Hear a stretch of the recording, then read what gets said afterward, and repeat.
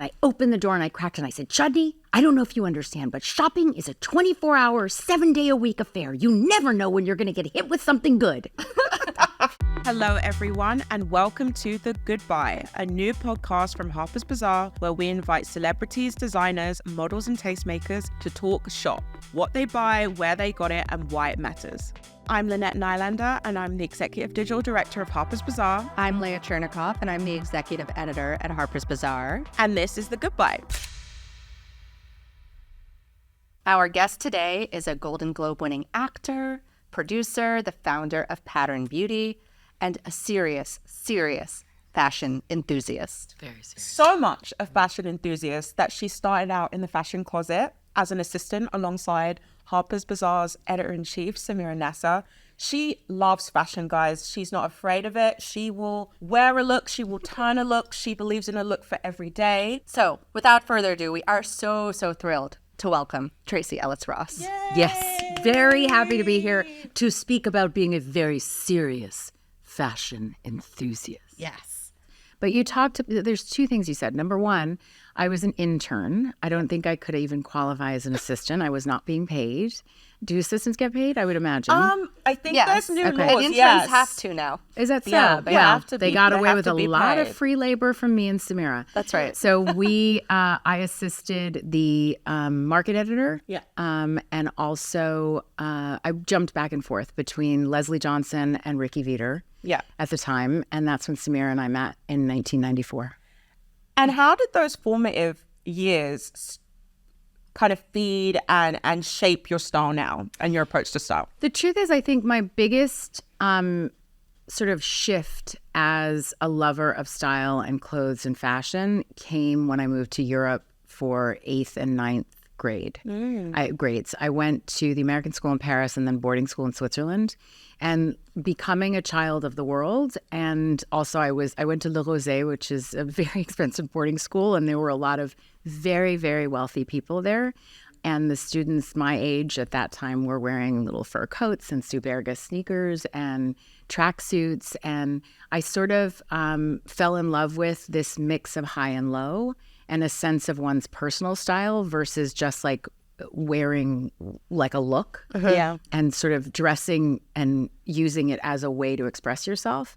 I was always into clothes. I was the girl who would sit in my mom's quick change booth. I mean, you can't talk about my style without talking about what I am born of. I mean, I am born of a style icon queen who just redefined all of it. And sadly, I had access to her closet. Well, it doesn't sound too I sad. say that for her. Right. Okay. Yes. So from a young age, I was, there's so many fun stories about this, but I think my shopping sort of aesthetic and what I love was defined from my mother and her sort of intense sense of glamour. I have to ask, is your mother a big shopper? No.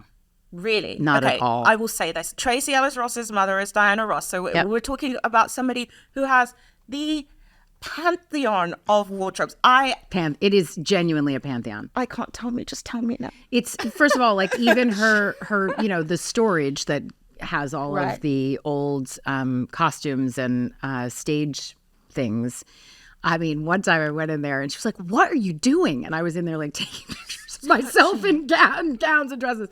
My mom has had incredible and impeccable taste since she was very young.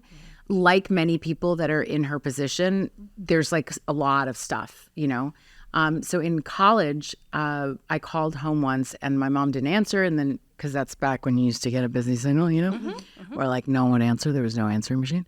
Anyway, so she finally answered and I was like, "What are you doing?" She said, "I'm in the garage. We are cleaning out the garage for Aunt Rita to take stuff for resale." And I was like, whoa, You were on the first flight back. No, this is what happened.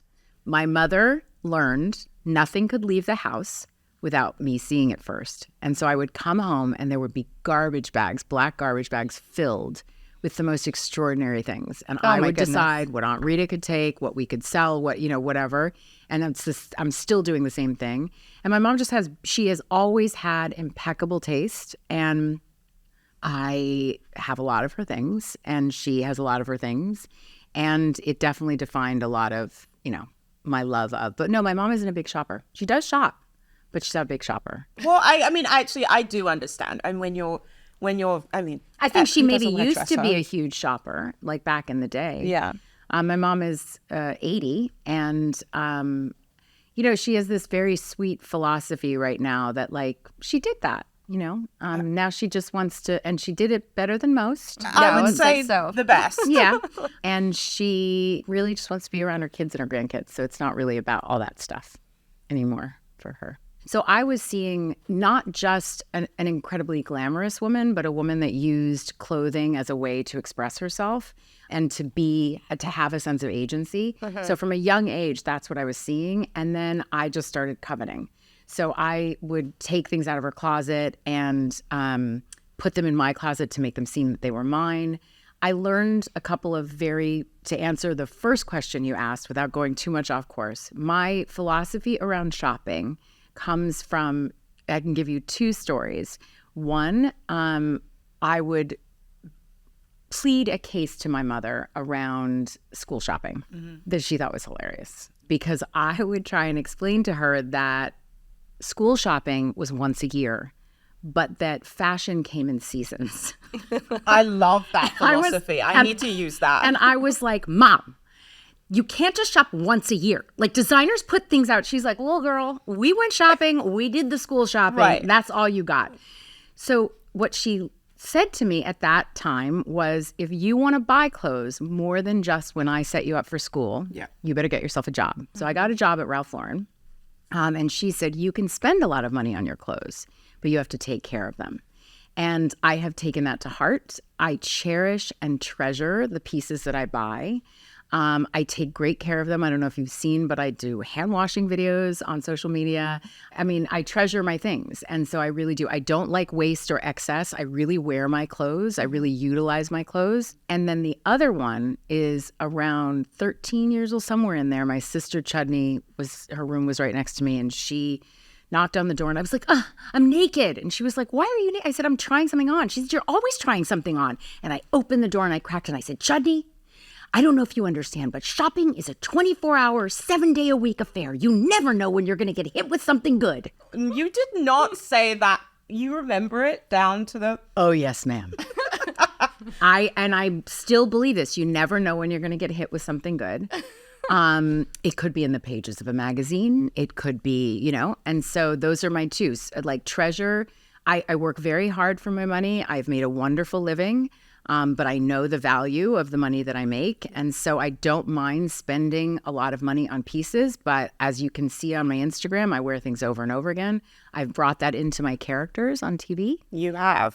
So I repeat clothing in my clothing closets for a show. And those would be my guiding forces on my shopping. And we want to touch on that because an amazing thing we found out when we were doing the research for your episode was that in Girlfriends, your character Joan's wardrobe was largely your own closet. Yeah, the first season. So traditionally in Hollywood, Black productions with a Black cast, or any Asian, anything other than white, or sort of mainstream, usually get a smaller budget for things. So we had a very small wardrobe budget. And I felt that Joan Carroll Clayton should dress a particular way. So I was like, no problem. I'll bring my clothes in. And I have a lot of those clothes still. That's amazing. Yeah. And where are they? They are in my archive closet. I wanted to ask about, where do they live? Like, can you walk us through this? So I have what I think is a organization? really huge closet. I'm incredibly organized.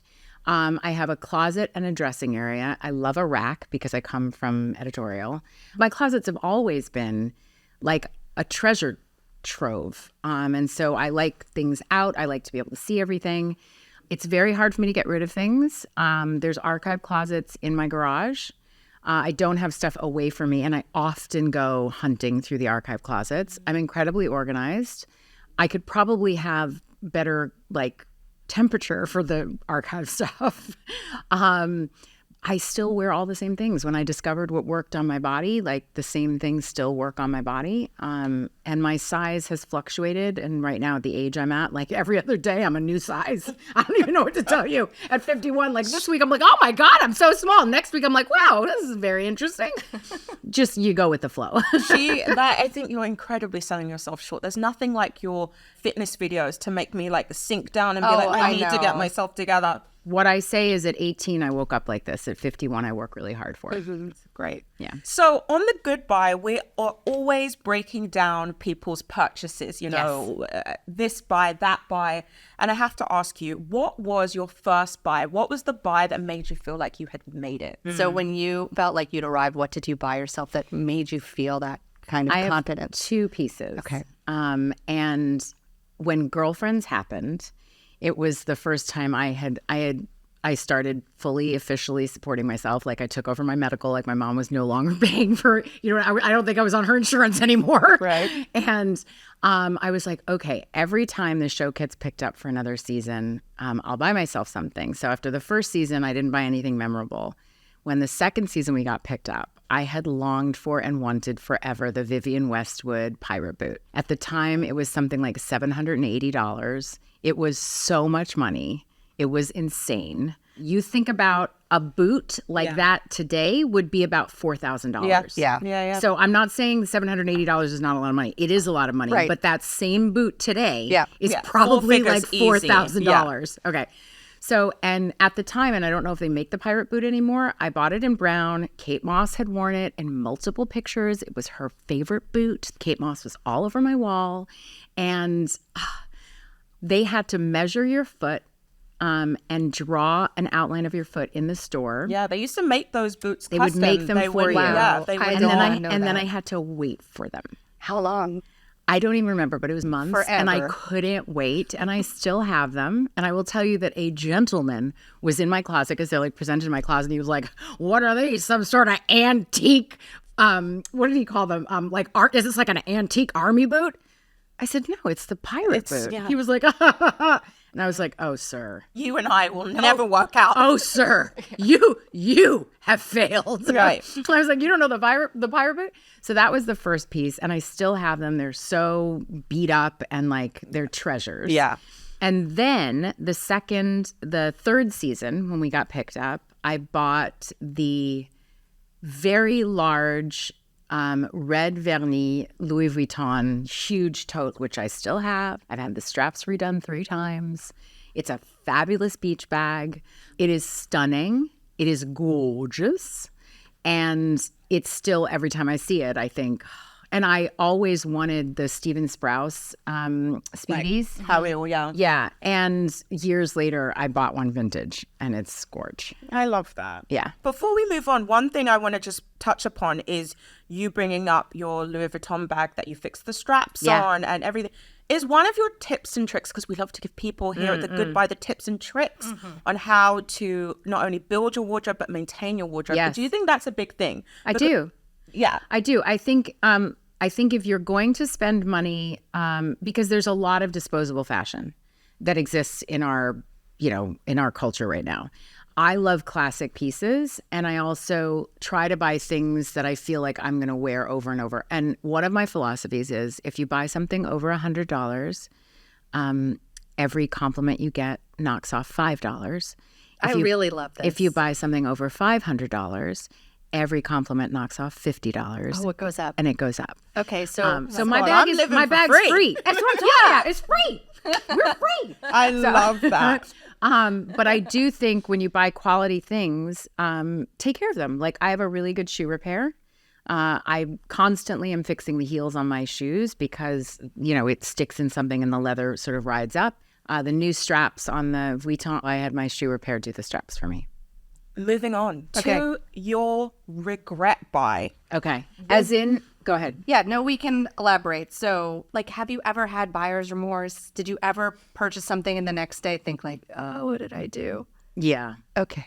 Honestly, my house is the biggest one, but I think it's a normal thing. What? The initial response after spending, it's one thing if I'm going to spend money on a bag. Right. If I got crazy about a pirate boot, you can imagine they gave me the keys. I closed the door behind me, and I was like, I don't want it. It's too much money. I can't do this. Do you know how many shoes I could buy? Oh, that's actually a funny story. But mostly, I am consistent in my shopping. Recently, I will tell you that the biggest regret buys, and I'm really trying to train myself out of this, are high heels. As I said, I'm 51. I've always had bad knees. I was a track runner, and now I have a torn labrum in my hip that I didn't want to have surgery on, so I'm working on. And I love a high heel so much. Like, I love a stiletto. I was a So Kate girl. You know what I mean? Those are so high. That's a torture device. That's not a shoe. Yeah. But they give such a beautiful leg. Yes. For it our looks listeners, amazing. I'm just yeah. intersecting because we have to, you know, we have to educate. A So Kate is actually a shoe that in most recent popular culture has been popularized by Zendaya. Yeah, and she always wears them. What's up? Okay. What's up? Oh, well, it's named after the amazing, the supermodel Kate Moss, and that's why it's called So Kate. Yes. And it comes in a variety of different sizes and colors, but it has been popularized most recently. I was going to say, I think Zendaya could be my child. Okay. The relationship between Laura Roach and Zendaya, and she wears it famously on the red carpet with all her clothes. So the Louboutin So Kate, I have been wearing for years, and I have been wearing, honestly, since around Girlfriends. So I bought a version of the So Kate. He had a crystal. It was before the So Kate, but it was a white pump that was all crystal on the outside. And I decided that was my wedding shoe. So I bought 3 pairs of them. I still have all 3 pairs. Is this with no wedding plans? No wedding plans. Great. No, I still haven't gotten married. I love that. And now I'm like, I don't want to wear that shoe. But you have it. But I have it. I bought 3 pairs in my size. To be ready. I don't know. I don't know why I thought I needed 3 pairs. Yeah, I was I also love like, it. what I wedding love is the this? 3. It's very weird. I have no idea, but I was like, I'm ready. So 2012, Girlfriends, I want to say, ended 2008. They had the early version of the pump and the So Kate, which dips down on the side and gives you toe cleavage, and it's a much sort of blockier point on the front. But yeah, so I think my biggest regrets have been recently.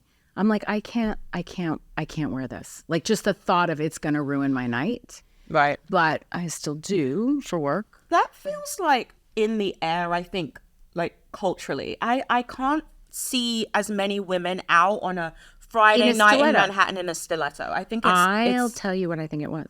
Okay. It was the pandemic. I was just going to say. Really? We were all at home barefoot. Yeah. Or in sneakers or flip-flops or Birkenstocks or house shoes. I think similar to when a woman is pregnant and her foot spreads. I think all of our feet kind of got really used to what it feels like to be grounded to the earth. Yeah. And it's hard to get yourself back into it. I mean, it was hard for me to put on pants that had a zipper. Right. Yeah, I know. I want to go back into sweatpants, but on the flip side of that, like, I want a little heel again. Like, I was like, I'm never gonna do it, but I want to go up just 2 inches. So I have found like Paris, is it? Texas has a really great heel. Great. In like a nice, great boot, like a suede boot. That's great.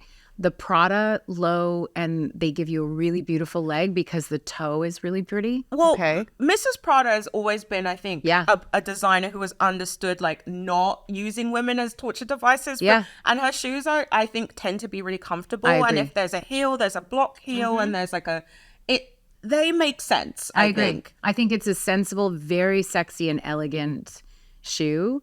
I had that little bird shoe. That was a shoe I coveted. I only got the white, the one that has the origami on the front. Yes, I so have pretty.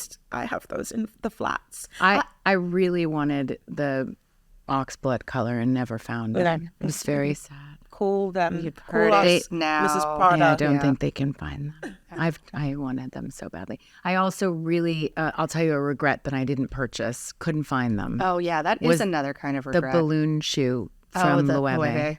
I wanted it so badly. You really? I couldn't find it. Actually, that I don't understand. I think sometimes if you like miss the little window, and I'm where And then it's just gone. I wear an 8. It's like everybody's an 8, yeah. And so it's And someone had them on last night, and I was like, I love you. Yeah, Talking to the shoe, not her. That kind of tracks, actually, because do you remember all of those kind of fantasy, like surrealist shoes he did? And he had the roses. He had a makeup brush. Remember the one that was balloon like sitting on? It looked like it was crushing a rose. Yes, or something. yeah. I have those. That's so good. Why do you look down with regret? I know. What is this? I am the friend that's going to say, yeah, I know. girl. I do feel supported in your presence. Thank you. so. My name's I'm Lynette, and I am a shopping addict. Moving on to your repeat buy. What do you? And this can be anything. Besides a crystal white Louboutins my for when you get married. I have a lot of repeat buys. Okay. The Bottega Veneta puddle boot. Okay. What is The that? puddle jumper. It looks like a closed clog, but it's out of rubber. Yes. Yeah, I have 5 pairs of them. Really? What do they do for you? I love a big shoe. The real of it is I have very long femurs, which is the bone that goes from your knee to your hip. It's the reason I was a really good long distance track runner. But I feel my leg looks best. I'm talking in this manner because it's ridiculous what I'm saying to you. But I know that about myself. I am ridiculous. And so my knee to my ankle, I feel is a bit short and uses a lift really well, you know? So if I want a flat, sometimes you need a bigger shoe. And people know I like a big shoe, big sole. So the puddle comes in all these glorious colors. They look like candy. So I have yellow, fluorescent green, brown, black, and white. And you live in Los Angeles where there is no, rain to be found. No, mostly. we find rain. Don't you know that when it rains out there, it's like a monsoon? Okay, how often does that? Often enough. And often enough. And I come to New York, I travel. You travel. And I will be prepared. But I also don't only wear them in the rain. They're just great looking. Yeah, puddle is in the name, but you don't need to have a puddle. Exactly. And then I also multiple purchased. I love, so do you remember when Balenciaga came out with the Triple S? Yeah, the sneaker. I have 3 of the Triple S, and then when we got into the other versions that were a bit lighter, so it's not. Are we double digits? Wow, guys. She has to think about it. She's like a I might have sneakerhead. about, not really. I might have Just about Balenciaga. 12 Balenciaga sneakers. Okay. And yeah, it's not, Do you wear them all still? not so much anymore. But I know I will I whipped out, last year when I went to Milan, I whipped out my original first Triple S. Super heavy, super chunky. Super heavy. You kind of have to walk like your bricks on your feet. Yeah, that's yeah. Okay, I want to ask, the dream buy right now. What are you hunting for? What's at the top of the list? That's really interesting. I don't know. I think anything Alaya, Bottega Veneta, or Loewe. They're your three. They're your three. Right now, your Holy Trinity. They are my coveted Holy Trinity. Let's see. There is a belt that I can't seem to get from Alaya because I can't seem to find a size 40 or 42. They seem to only make a 40, 34, 36, and 38. It won't go around my waist. It's like got all this sort of cut out leather. That one that looks like a skirt is so beautiful. It is absolutely stunning. It is stunning. From last season, yeah, Peter but Melia. they just made it in turquoise and purple. And purple. Okay, so you don't want that because I was like, I'm pretty sure I've seen the black and white one recently, but The black one and the white one we could not get in my size, and then I just saw it just hit the floor, the turquoise and the purple, and we can't find my size. So I might have to covet it forever. So I like that. Your dream buys are really buys that if you can get your hands on, you're more than willing to like pull the trigger. I know. I'm like just shocked that we can't find these things. Yeah, but I think that's the fun of it. That's the beauty of it, right? The chase. I have the chase and the hunt. So when I was growing up, I had expensive tastes that my mother was not going to fund. And so if it wasn't coming from her closet, I had to figure out how to get it myself. And so I was a huge vintage shopper. I was Salvation Army all through college. And then I just loved the hunt. I would do the Rose Bowl. I would go to Wasteland. It was just like a real treat for me. And it's funny because I am not into it anymore. And it's because I can now finally afford the things that I want to buy. And I'm a big shopper, but I am always happy to return stuff. Like if stuff doesn't work, I don't just keep. It's very rare that there's something in my closet that I didn't end up wearing. And you'll notice, I think people usually notice, like I wear stuff over and over again. It doesn't leave. Yeah. And I get things repaired all the time, or I sort of shift things a little bit. And, you know, one of the things I know about myself, I'm not a fan of doing dishes, but I do them and I will always shop. I want to talk to you forever. I know. It's Are really we done? sad. No. We have one more question. Yeah. We're going to come back around to the name of this podcast and ask, what is your most recent goodbye? We'll take multiples. Yeah. There's no... I mean, I'll be honest. I really think that I just bought a pair of eco-friendly red leather pants from Frankie Shop that are great. I love Frankie Shop. Me an too. affordable kind of minimalist brand. Yeah, really good looking stuff. It's not inexpensive, but very well priced. But it's reasonable, yes. And they also dry clean well, which there's a lot of inexpensive that do great fashion, but like they don't dry clean, which is really annoying because that to me feels like fast fashion. Yeah. Because I feel like you should be able to wear things if you're going to spend the money. So they're great, and they amazingly worked really well in perfect same red match with a very old Celine sweatshirt of mine. Do you remember the big oversized almost neoprene? So it looks really good with that. That pair of pants I'm very excited about getting to use. I also I bought the Azadine Alaya nylon balloon pants with the balloon ruched sort of half long. What color? In pink. In pink, which I believe that, again, to bring up Samira has those pants. I believe. That was her I'm birthday going to just gift. say that. Did you hear that? Tracee bought them for Samira. It was their birthday gift. Let's all get a friend like Tracee Ellis Ross will buy you a lie of gifts. And by the way, with the pink, I went and fished out in the archive in the garage a Louboutin animal print. They're not the animal. I can't think of which animal it is. They're like a sandal with a lace up. It looks so beautiful with the pants. And it's a heel. So whenever I wear it, I'm going to be tortured and then I'll switch. I feel like there's one other. Oh, I also bought an Azadine Alaya poplin black cotton cropped blouse with snaps up the back, like a little mock collar and like a half dolman sleeve sort of. I don't know, like a really boxy. That's great looking, and like, you know, I still happily show my upper very upper part of my stomach below the belly button. We just keep that for friends. No, that's the Obi. That would put the Obi belt by the Weve. Exactly. Right there.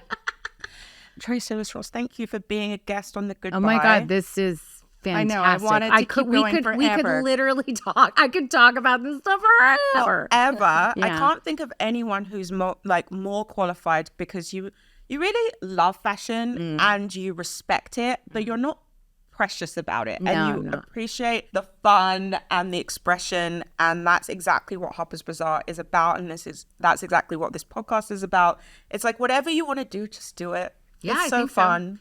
I think clothing is how we wear our insides on the outside. Yeah, it's really nice. This is lovely. Thank you so much. Thank you. Thank you. Thank you. Thank you. Thank you. Thank you.